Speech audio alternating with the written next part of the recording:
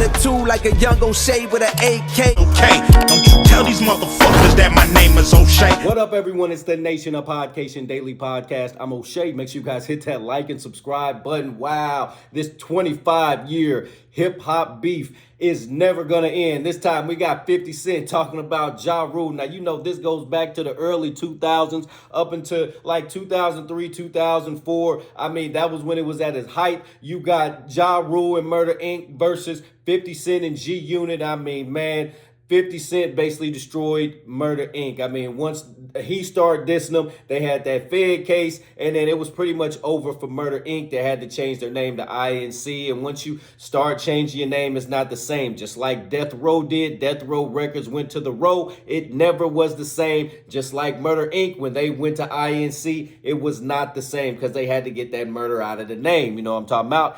Anyway, in a recent interview, 50 Cent clowns Ja Rule, says dude was never a real gangster. Dude was never on the streets. Dude got robbed by the dude that I know. I'm just talking about what I know and what I know that's went down. And that's where the whole issue started. And he's assuming that Ja Rule expected him to have a little bit more respect for him just because he was in the rap game a little bit higher. But 50 Cent, he goes by the beat of his own drum. He was not messing with Ja Rule. He said his guy robbed him, and they kind of put all that together, and that's where the hip-hop beef started. That's where the issue started, and we know it got serious between the groups. There was folks that got stabbed. There was shots that was fired. There was fights that happened all over this stuff. So, hey, this was one of those serious hip-hop issues that was going on in the early 2000s. Let's take a look at this clip from 50 Cent as he talks about his issues with Ja Rule and throw some shade at Rick Ross in there, too, talking about some fake gangsters. Let's take a look at this clip. Mine's is not taste of that environment, bro. That is mine's is not. I only know what I know, but I'm only writing what I know. At that point, when they choose that, they're choosing something that's a little different and say, "Fuck this, our food." They're afraid. Look, when the feds come in there and they indictment, they say that they beat the case. Yeah. They beat no case. You never did nothing. Right. You never did nothing. They put him in the indictment because when you gave him $50,000, they said you was money laundering. But there was no money laundering. They didn't give him the dirty $50,000. You gave him the $50,000 because you. And he said, leave him alone because he's my food. Yeah. And when I keep having friction with them, he goes, let's kill this little. All right, so you see right there, 50 Cent's just telling the story. He's telling it like it is. That's his truth. He has every right to speak on his truth, and that's his part of the story. He was on the other side from Ja Rule, so you know the stories are going to differ a little bit. Let's tune back in. Because he keep getting in the way, and they're our food. There was no money laundering, bro. Man, tell you he beat the case, and he said by the time he was done with his case, he owed $2 million. How did you beat? How did you win? You never did nothing. They gave him a case. Nick went to trial, put him to trial with a legal aid attorney. All right, so now he's clowning him, talking about the type of lawyers that he had. He's talking about, hey, how did you go in and you gave the dude $50,000? They got you for money laundering, and that's where the whole thing started. They had the RICO case on Irv Gotti, and that's kind of really the demise of Murder Inc. They couldn't really respond. The label didn't really want to drop his music, so, hey, that's what happened. Let's tune back in.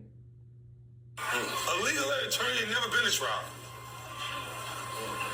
Because they couldn't help. There was no financial help or support for him because of that. Right. So the government is saying, get these out of the way, trying to help by giving them this case. And they'll struggle to beat that case while we're taking care of what we need to take care of with this. And it gets him out the way. And as soon as he's going, I appear to be the bully. They look at me like I'm a bully because I ain't accept what just went down. They don't teach you to accept that. Right.